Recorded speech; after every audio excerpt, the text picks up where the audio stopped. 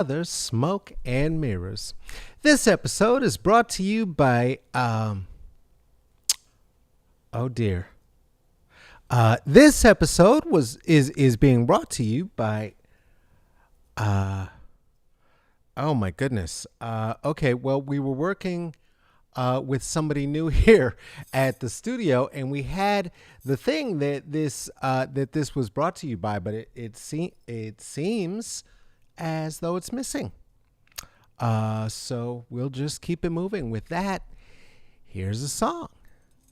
Secret agent man, secret agent man, giving you a number, taking away some nerve, or something like that. I don't know. I don't really know how it goes.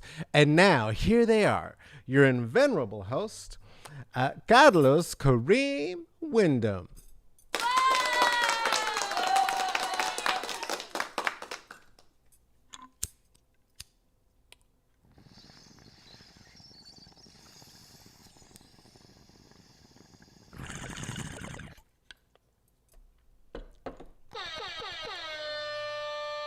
Right in your eye.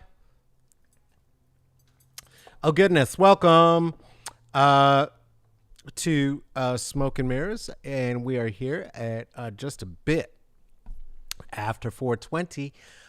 We do say 4:20 Tuesdays and Thursdays, and 4:20-ish would be a more appropriate way to say it, because quite truly, fuck the white man's time. That is just not how things are going to work around here. I'll be dead ass with you, though. We were a couple minutes late because there was a little dispute happening between talent and backstage. Backstage was not what they weren't doing. Backstage is coffee wasn't ready and lights weren't set.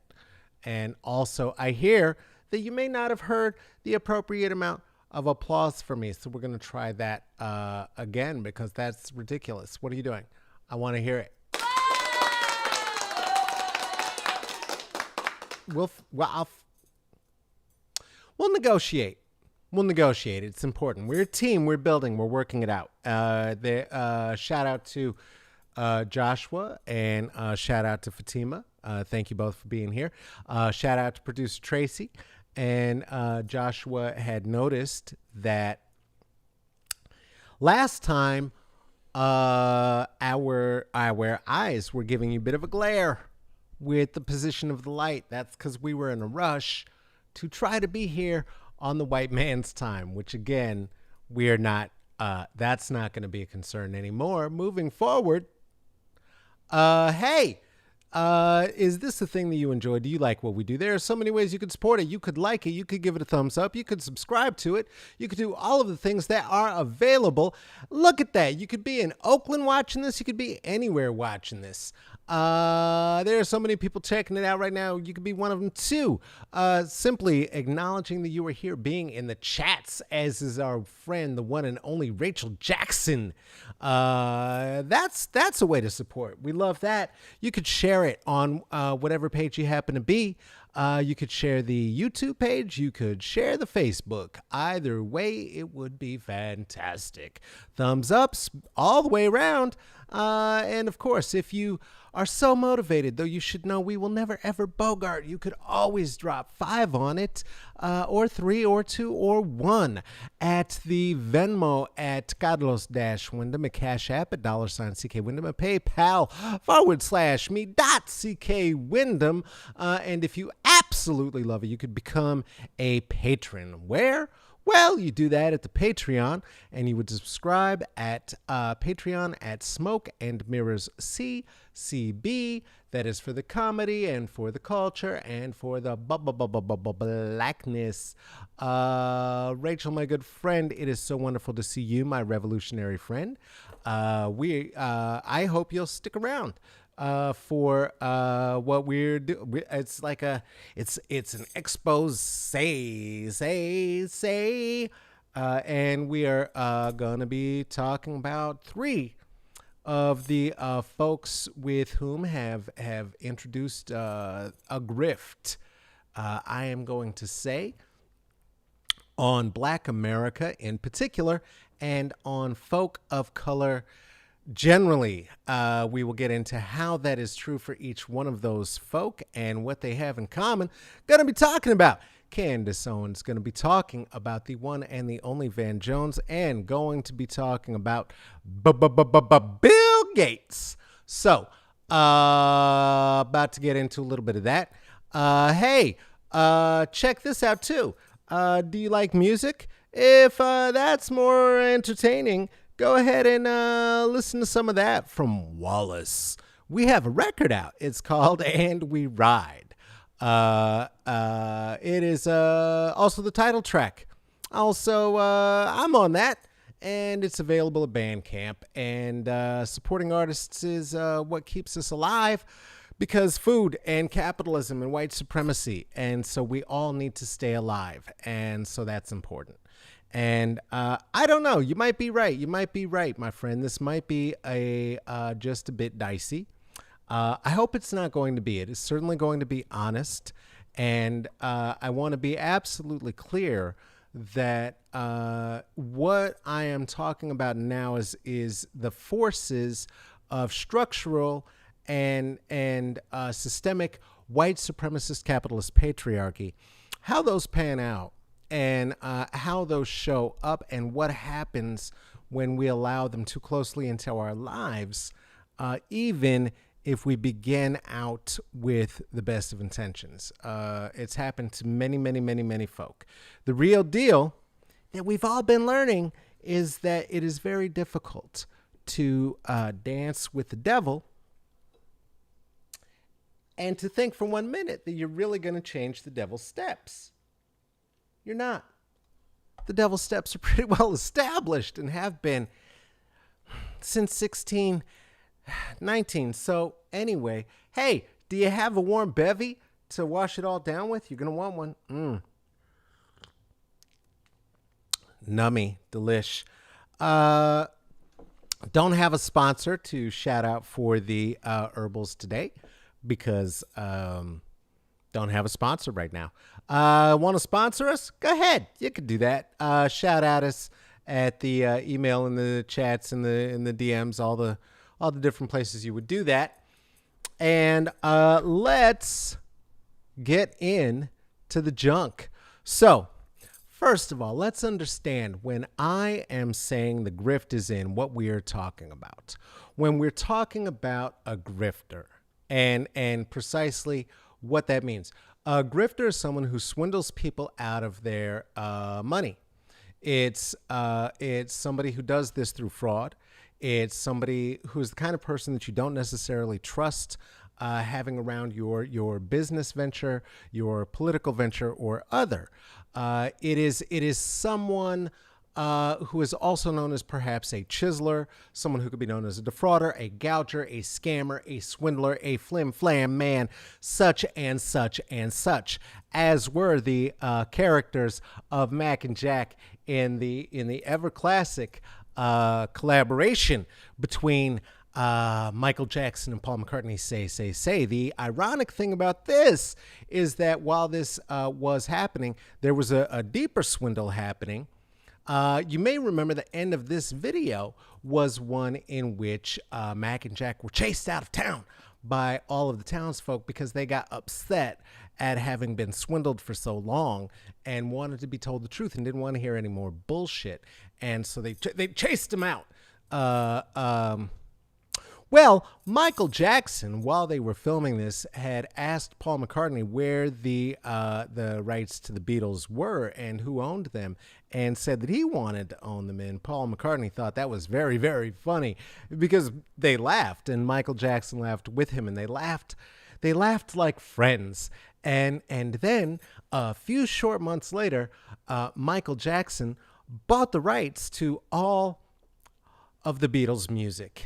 And a few short months after that, you started hearing John Lennon and Paul McCartney singing for Nike. That is a grift. That's a grift. That's a swindle. That's a business swindle. Sometimes it is done a little bit above board. More times it is not. We're just getting some cues lined up. Joshua, we good? Everything gorgeous? Okay. All right. Moving on.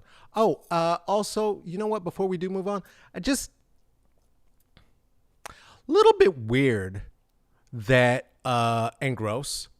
LaToya Jackson played Michael Jackson's love interest who was left behind when they jumped on the hayride. That was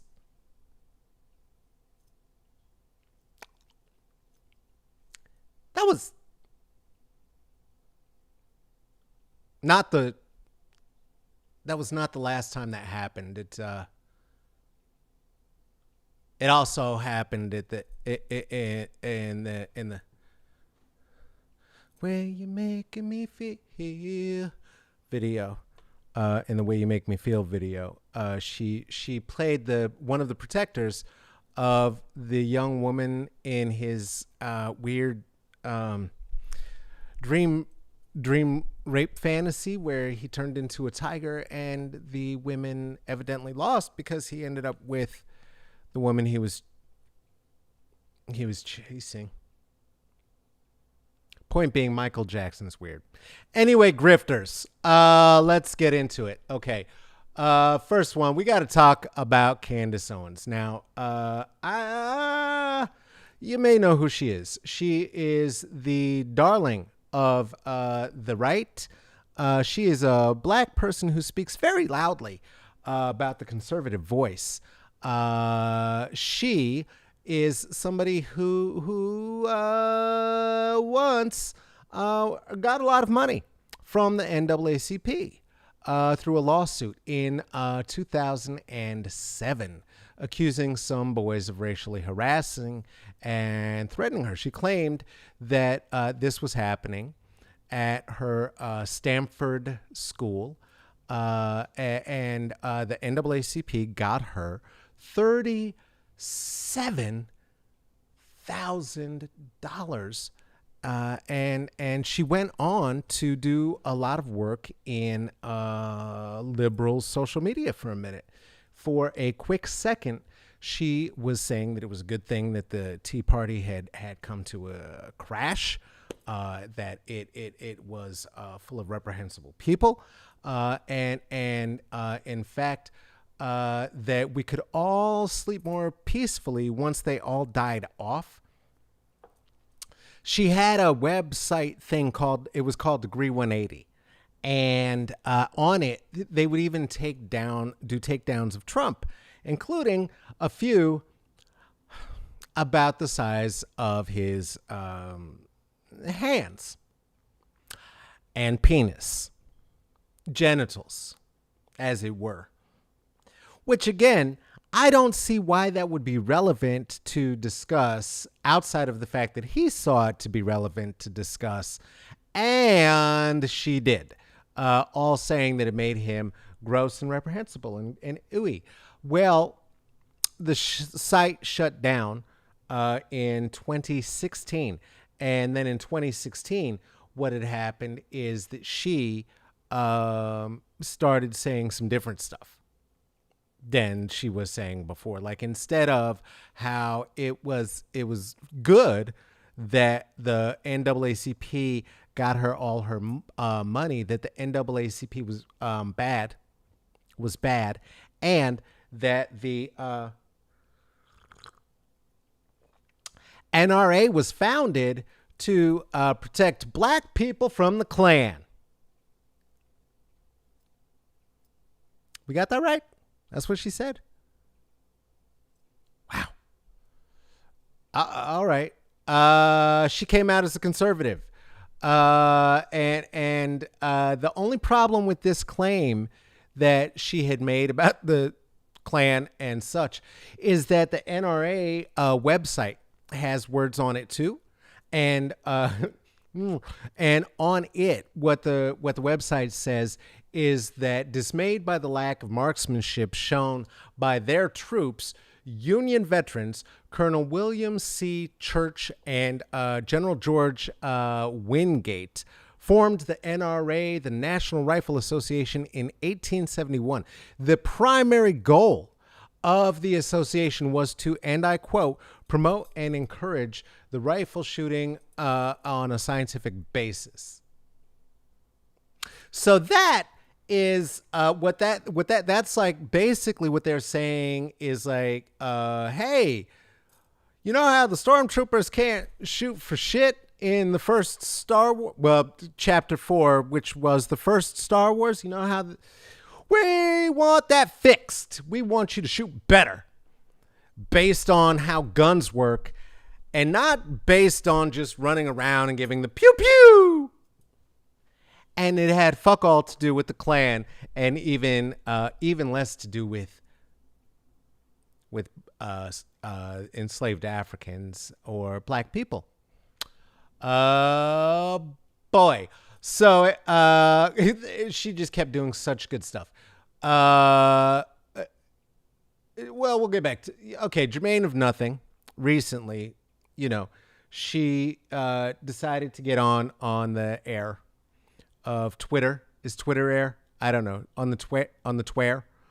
And she decided to tweet to twart this. At the age of 30, AOC was so fiscally irresponsible that she hadn't saved up enough money to earn rent for an apartment in the Washington, D.C. area. But sure, let's trust her with future fiscal planning in America. Hashtag socialism sucks. Okay.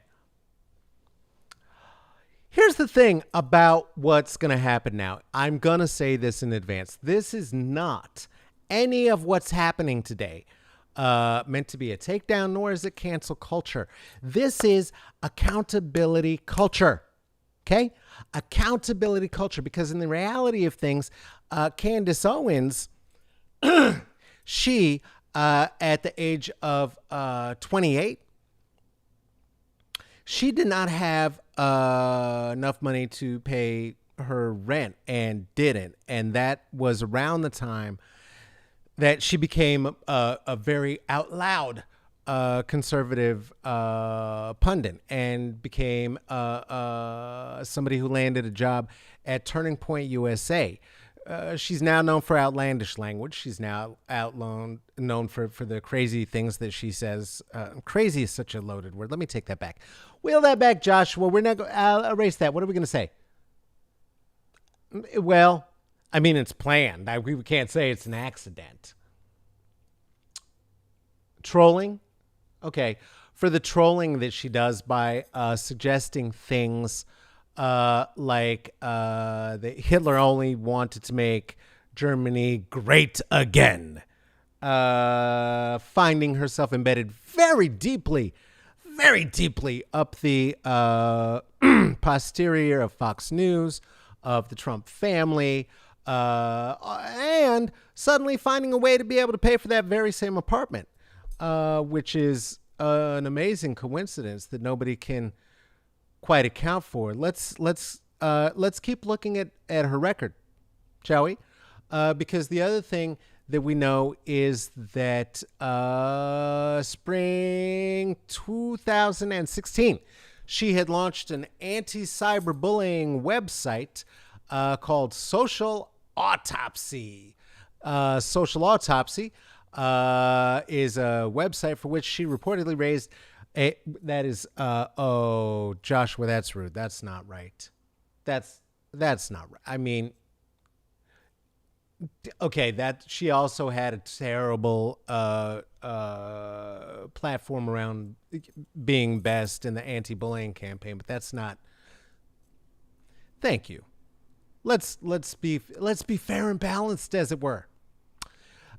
She had this thing called Social Autopsy, and she had a Kickstarter for it, and she raised $75,000 with that Kickstarter. $75,000 for a website to stop cyberbullying.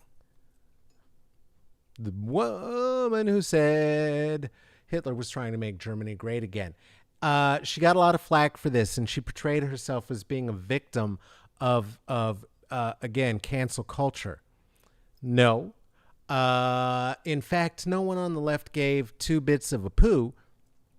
What did end up happening is that a couple of mainstream libertarians got on her case and said that she was becoming something of a social warrior, social justice warrior, by setting out something that would even track hateful comments on the web at all, from the right or from the left. So I guess the thing was that ultimately, like, nobody wanted her poop.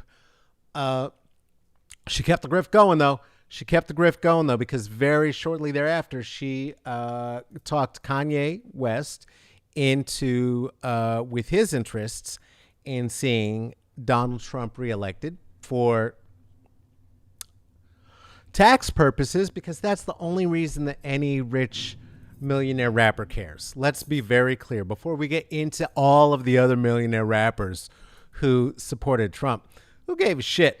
But she did trick him into partnering, because what ended up happening is that he was part of Blacksit, and she was like, yeah, I like Blacksit. That's a perfect idea. And then they showed up to a meeting, and she was like, Blacksit. Blacksit is when black people leave the Democratic Party and they all come over to become Trump supporters because fuck you, liberals. And Kanye said, well, part of that. See, the part that no, that's wrong. But yes, Trump, yay, Trump. But no, Blacksit is a move to get black people to get their money out of white banks and into black banks like the ones that my friend owns. That may or may not be a grift. I'm not saying. Or maybe Kanye's just not that good at money management, or maybe he should just be on his meds. I couldn't say. Either way, Candace knew that any one of those three could have been a possibility, and do you know what she did? You're right. She gaslighted, Bo. She gaslighted, and she grifted. She grifty gaslighted. She gassy grifted. She grifty gaslighted. Bo was ahead of the pack in the chats with that one. That's what that is. It's fucked. And you don't do it. And you don't do it to people who are mentally struggling and who are unwell and in need of meds. You don't do that to them. You don't gaslight them. That is fucked up. You don't make them think that they are crazier. You don't make them think that you are smarter than them. You don't try to trick them.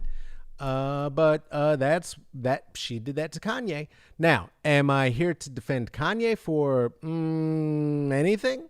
Never. Don't think that. Because he is not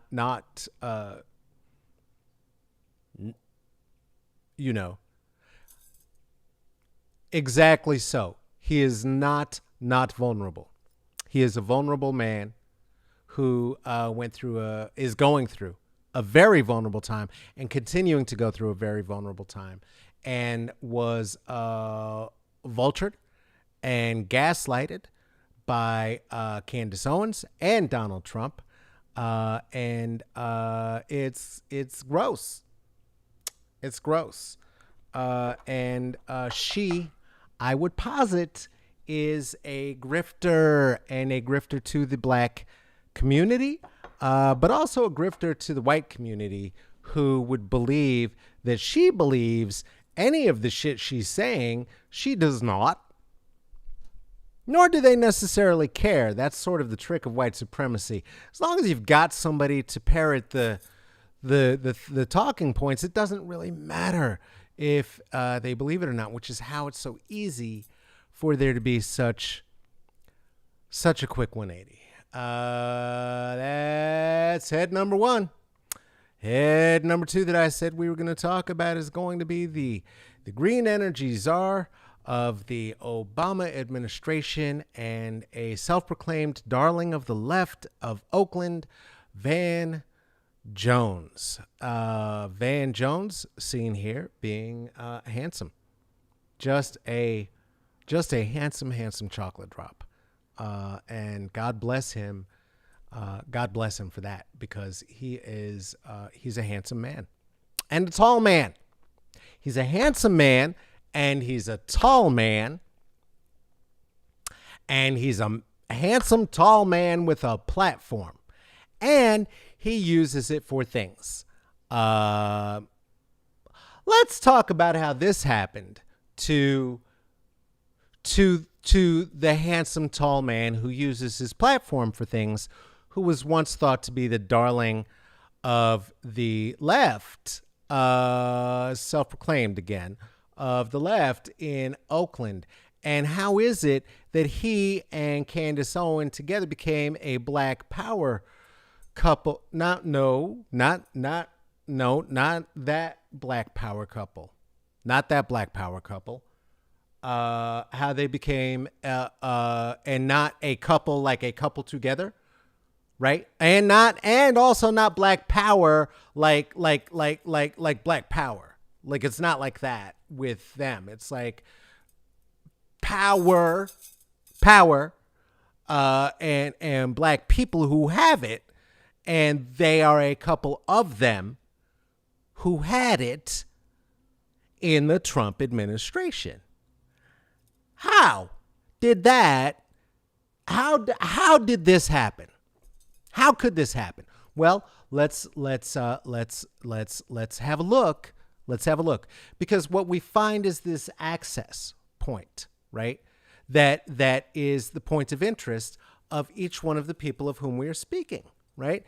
Van Jones was the green energy czar under Obama. He was chased out by the right. He had a lot of things to say about that, and a lot of feelings that he shared very openly to anybody who was willing to listen at the time. And then we also had Candace Owens here, right, who is working for the right and left the left and had plenty to say about the right, and it got her into the White House, because that same team. And then if you've had access to power, it is very difficult to think that you don't ever want to have it again. Cases in point: Clintons, Bushes, Trumps, and hey, look, Biden. It's a bunch of people who've had power, who either got it again, want it again in the future, had it a couple of times, or wish they had it and missed their chance. But it's all for the same seat of power. Now, if you can be one of the czars, what does that mean? Or gestures of the court, or be present at the court.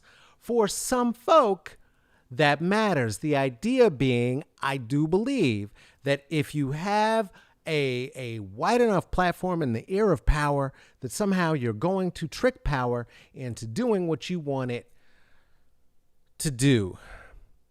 That's the most benevolent explanation that I can come up with for what then happened through going back in a few years with and for the one Van Jones. So many things, right? Van Jones found his way into being radical and being accepted in the Black community at first by doing something that would be necessary for anyone who was dealing with something that this very truly handsome young Van Jones was dealing with. And that, of course, is the proverbial I do not fuck with Black women on any level, politically or socially, hairline. And when that happens, there are just so very, very few choices. Now I want to acknowledge that Tiger Woods was in that last shot, and that the accident happened today, and thank God that it was only a couple of breaks to his leg in the accident this time. And here's hoping again that vulnerable people get help, and that he is able to get back to his children and never, ever, ever, ever gets back to entertaining white people on golf courses or abusing drugs or women. That is my hope for him. Point being, Taye Diggs got it right. Van Jones got it right.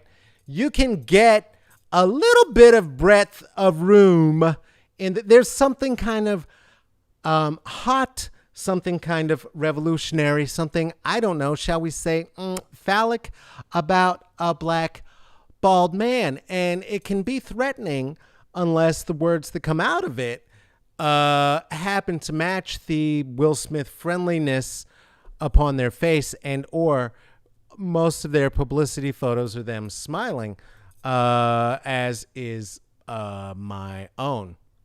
I'm not going to lie about that because that would be gross. So that's true. That's not the point. We weren't talking about any of that. What were we talking about? What was this about? Huh? Oh, grifting. Grifting. Right. Grifting. So you can get accepted into black communities, into theatrical projects, into workshops, into presentations, into Stella's groove. You can help her get it back, and into a political left with the right kind of language, with the right kind of look. Black man at a pulpit, black male presenting person, bald, with very good words and handsome-ish face is sort of a selling point sometimes. But recently, again, accountability culture, Sonny on The View had called Van in and had asked some questions about political behaviors around how, same question, right? How did this happen?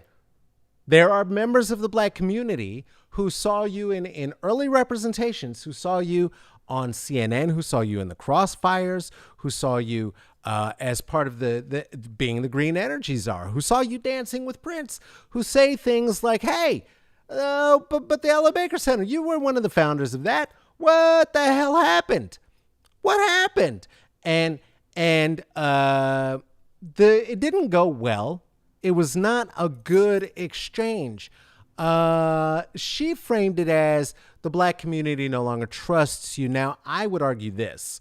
The black community is not a thing. There are a lot of black people in the United States, and we make up a multifaceted group of opinions and ideas about what a presentation is. I would say this, though. The idea that Van Jones was going to be the next Jesse Jackson within the black community was looking very, very, very questionable. And this obviously Democratic former lawyer and now talk show host of The View had a thing to say about that to a person by whom she felt let down and betrayed. They're on a public platform. He is a public person. You would think that this would be a public exchange. It didn't go exactly like that.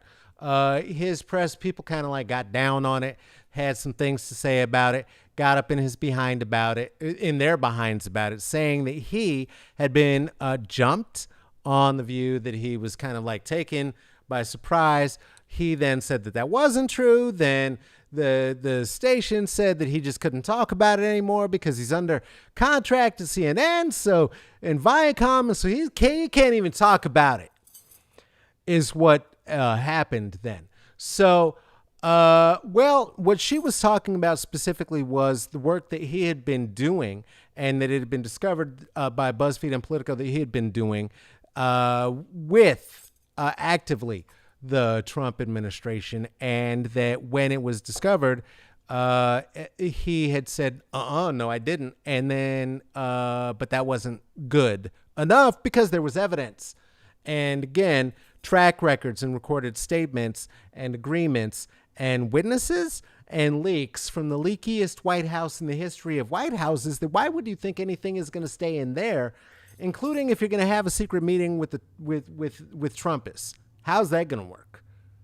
How, Sway? How? To quote another millionaire, Kanye West. So these millionaires were bickering about it a bit. She said, people in the black community don't trust you anymore. They see you as a political opportunist, as a chameleon who provided political coverage for Donald Trump. Now, here's the thing that we have to say that is absolutely true, okay? He has also said, and this is a quote in the past, Donald Trump is a horrific jackass, okay? Now, he did happen to say this during a 2017 speech at the John Jay College Center. And he was talking about media and crime and justice, and may have been talking about the 5 exonerated from Central Park. He went on to say, he's one of the worst born ever. He just is. You can't get off being any worse than him, unless, of course, you're chopping off the heads of kittens every day. I don't know what could be worse. He said that. The only thing that could be worse is if he became president of the United States, period. End quote. Less all the stammers. Less all the stammers. Well, about a month or two later, when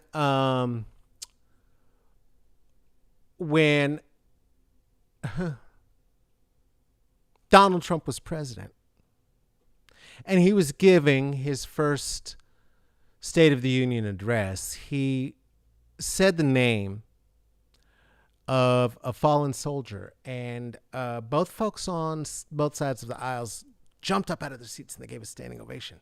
And as soon as that happened, that's when Van Jones declared that is when he became president of the United States, period, declared Jones. That was the most extraordinary moment you have ever seen in American politics, period. For people who were hoping he would become a unifying, hoping he might find some way to become presidential, they should be happy with that moment.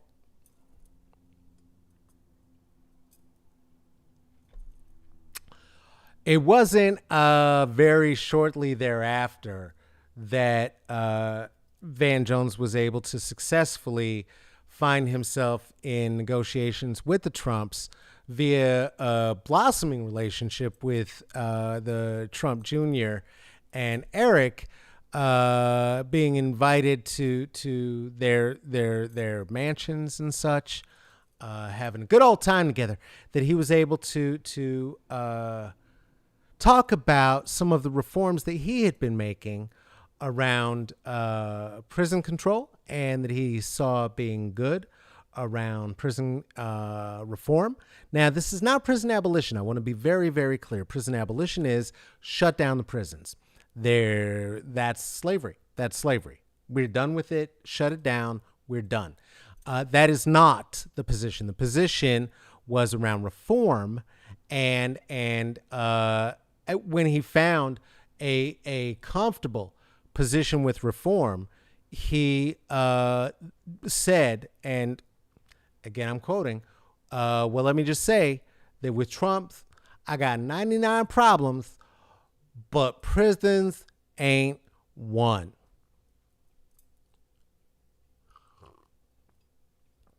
I can only assume that he was attempting to quote 99 Problems by Jay-Z.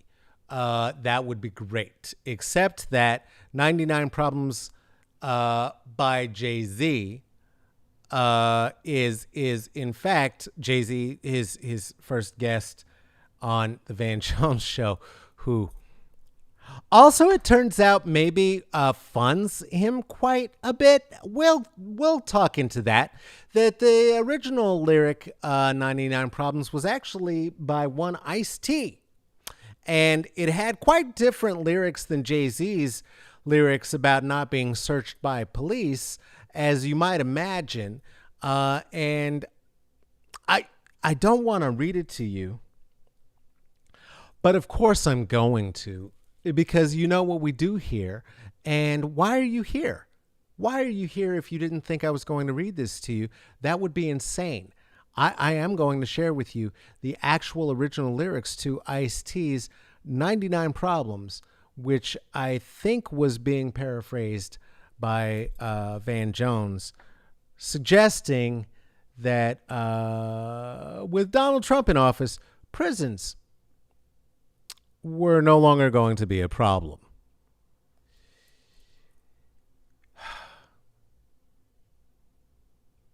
I got a hoe from the east, got a hoe from the west, got a hoe that likes to jack it off and rub it on her chest. I got a hoe from the north.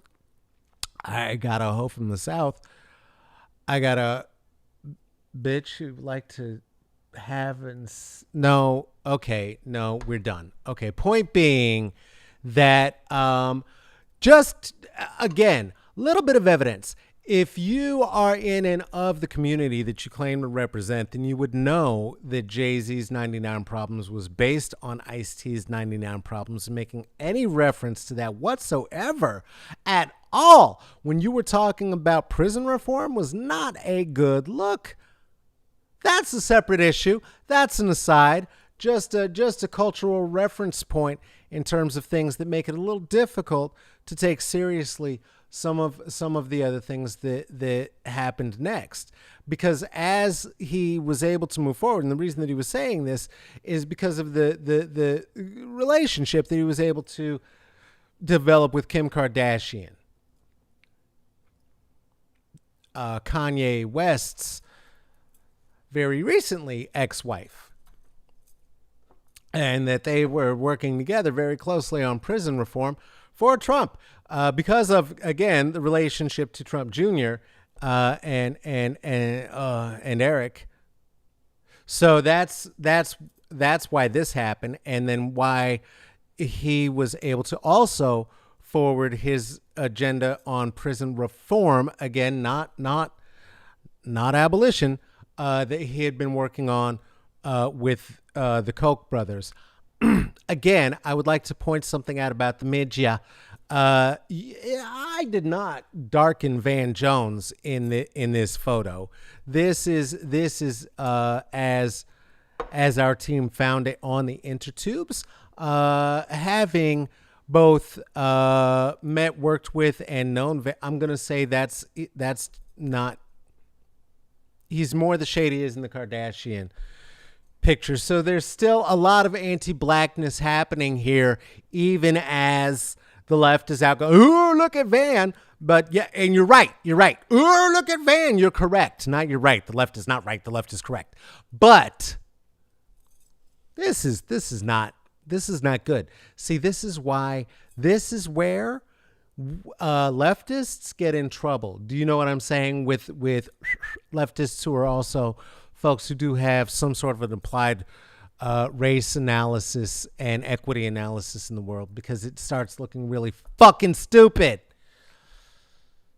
Oh yeah, right, right.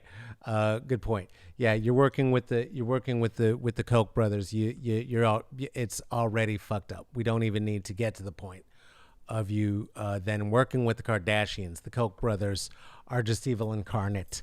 And the fact that you could be in a room with them and not be suffocated by the sulfur says something about whether or not you were made for this, or it started to change you, much like the Terrigen mists started mutating the X-Men to help, again, a self-proclaimed champion of the political left in Oakland find themselves in these very precarious positions. It's very precarious, and this very handsome Van Jones once again found himself in a position where he's making us have to look at the record. Jones and a human rights attorney by the name of Jessica Jackson, who runs Cut 50. It's a prison reform group that Jones is also a founder of. Actively participated in law enforcement officials and White House staffers to help fashion the order and to guide the release of the political discussions all around finding the sweet spot for the law enforcement members and I'm quoting here, reasonable left that would allow them to move forward with some reforms that would help, including the reforms that did come forward, like please don't choke us so much. It was an executive order that was even signed that was as meaningful as all of the rest of Trump's executive orders. Those were not laws, which is why it only took Biden day one to just sign a bunch of other executive orders to undo those executive orders, which still then have to be taken to the Senate, to the House, to the Congress because of bill, Capitol Hill, all the things. There's many more steps. Executive orders not enough.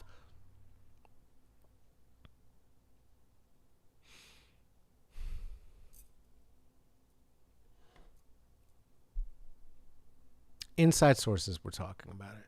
They said the van was right there, helping fashion all of the language around all of these things, these ideas about there being again a sweet spot that could be found between law enforcement and what we're told he coined as the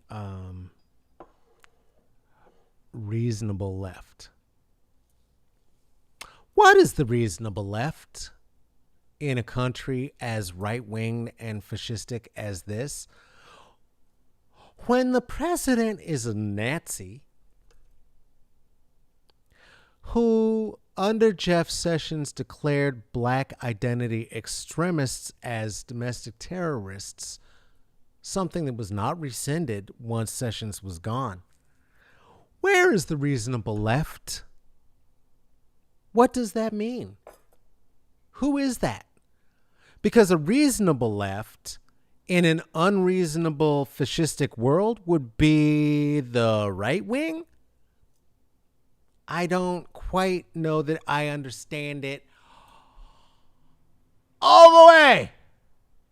I don't know that I understand it all the way. It was not a major step forward. It was a bunch of lip service.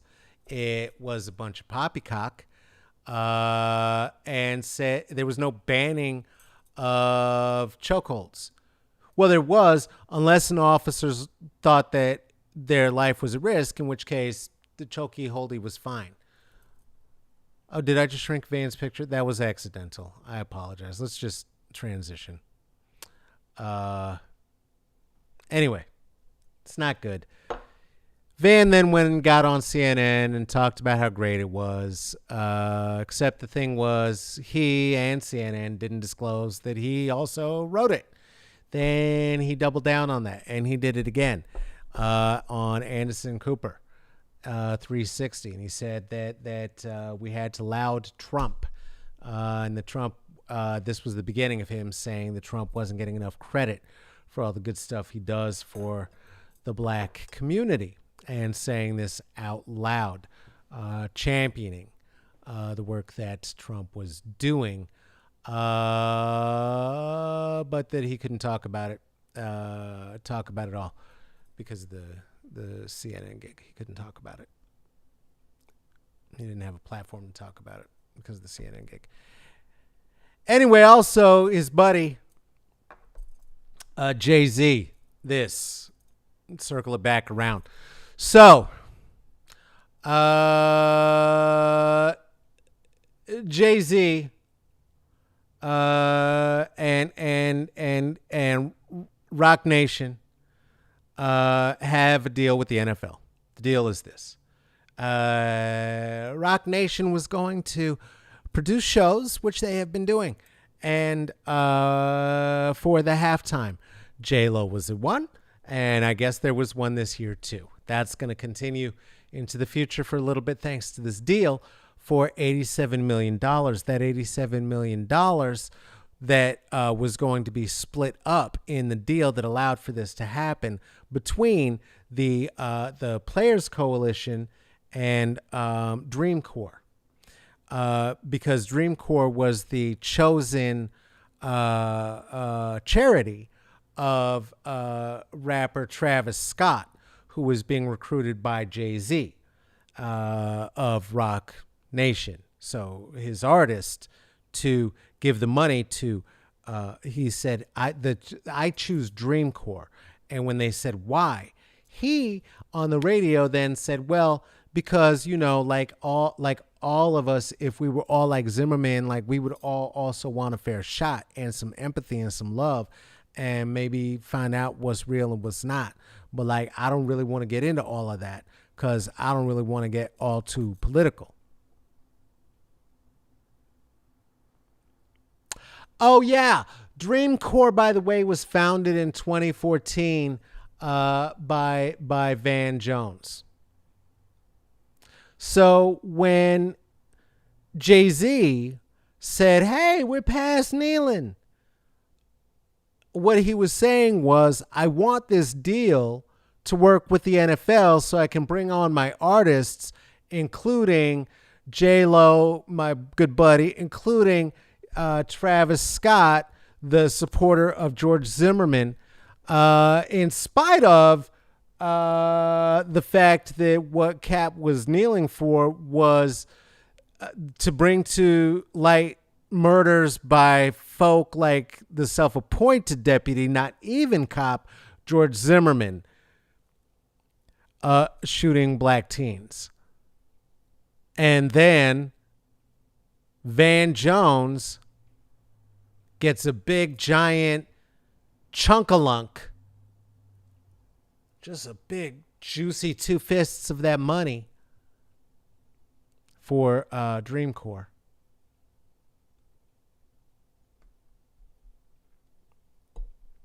Anyway, good luck to Van Jones with your new show on CNN with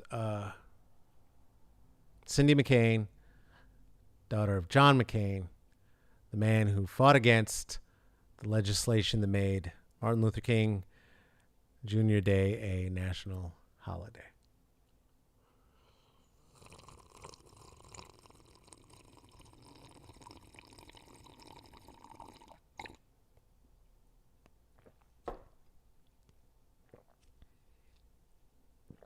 That's a lot of really hot coffee. Oh, boy.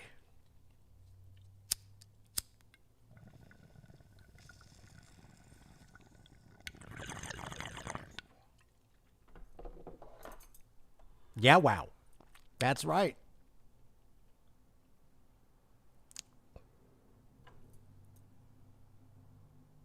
Wow. That big. But the point is not just Van Jones. The point is not just Candace Owens, right? The point is grifters.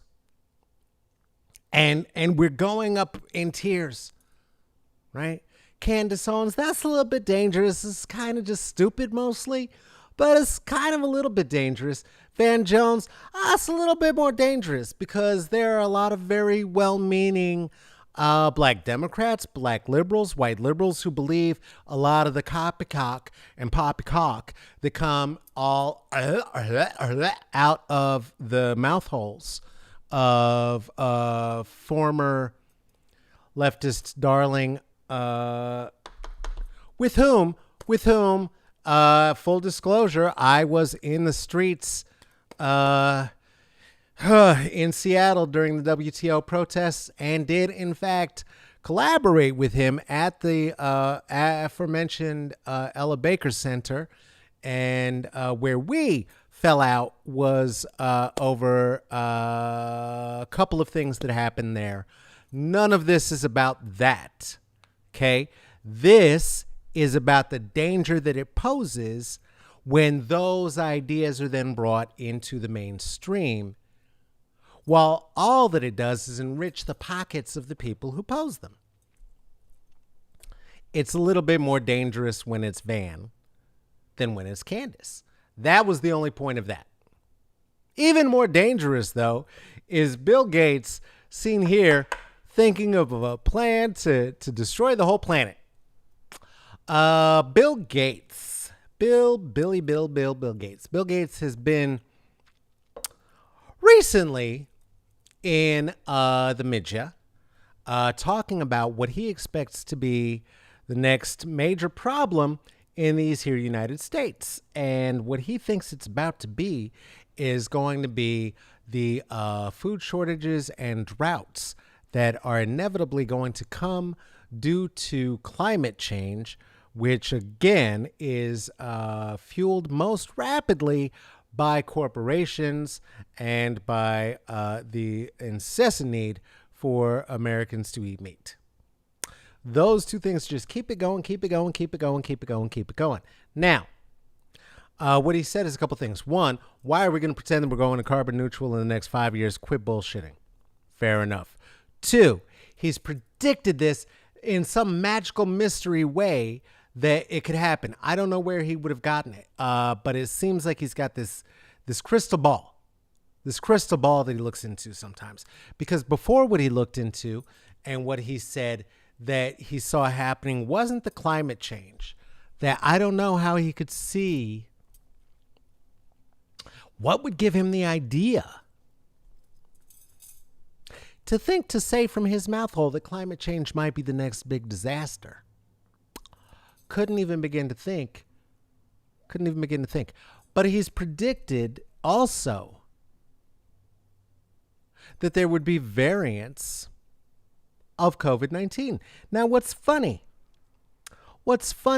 is that he said that there would be variants because there were going to be shortages, very likely, of the vaccine. The vaccine, the good one, the one that Oxford studied. Listen, I'm all here for a Dolly Parton vaccine. I'm here for an AstraZeneca. Give me any vaccine you got, as a matter of fact. I don't give a fuck. But the AstraZeneca vaccine, in particular, as also known as the Oxford vaccine. Now, the Oxford vaccine, what Oxford, once they created this vaccine, what they wanted to do, and they suggested is, hey, we'd like to just go ahead and open source this vaccine. We'll get it out there to the globe, because if we don't do that, what would end up happening is that the vaccine could mutate, and then there would be new strains of the vaccine, and then this vaccine will not be as useful as it is now. So I would like to, we would like to get it out to the people. And, well, Bill Gates, through the Bill and Melinda Gates Foundation, which is known for giving away all those large sums of money, which, again, to the foundation aren't shit except for a tax write-off, held over Oxford a whole lot of grants, a whole lot of possible funding for research, a whole lot of money for new buildings, new schools, new equipment, and said, hey, motherfuckers, no. Nah. Papa needs to wet his beak a little bit, or you can't do that. So here's what's going to happen instead. I want that to be the Bill Gates vaccine. You slow that down a bit, and what I'd like to do is I want to sell it, and I'll get real fucking rich. And you know what? He has. He got $10 million richer off of this here vaccine. Upwards of. And I'm sure it's even more than that once we finally get the actual numbers. So congratulations to him for that. And it is amazing that that would happen. And then also, as he predicted, a South African variant showed up, and it's much worse. And the old vaccine is not as effective in stopping it.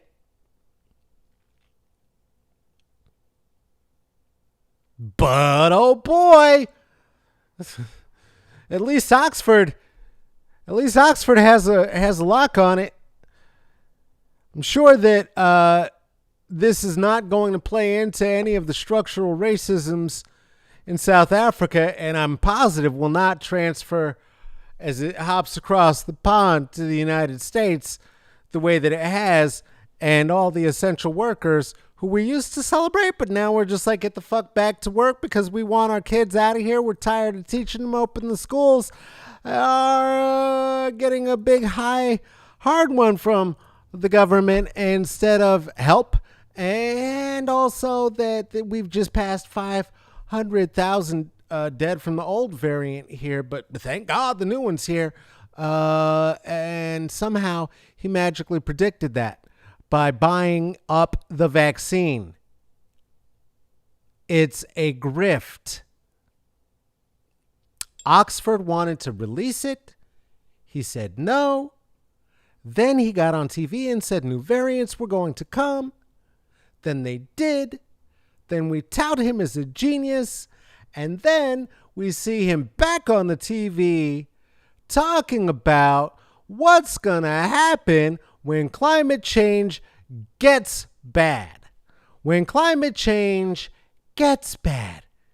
People are freezing to death with their children in their homes trying to keep themselves warm, and all of the pipes are going to burst open now because there's no infrastructure, and people are seeing bills for $17,000 for the amounts of time that the lights were on while the freeze happened. He found a way to predict what might happen. I wonder if he found a way to predict how rich he's going to get off of it.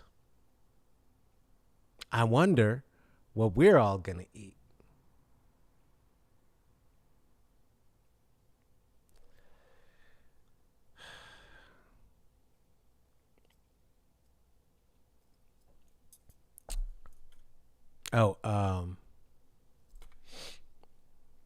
Also, Emmanuel Lewis was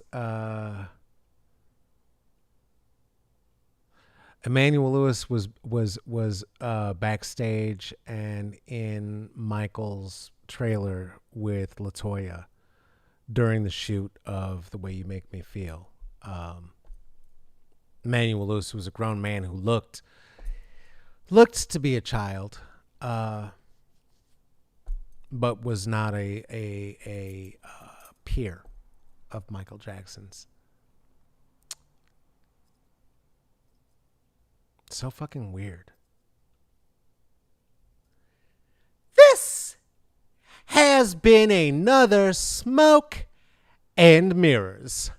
Hey, do you like what we do? That's wonderful.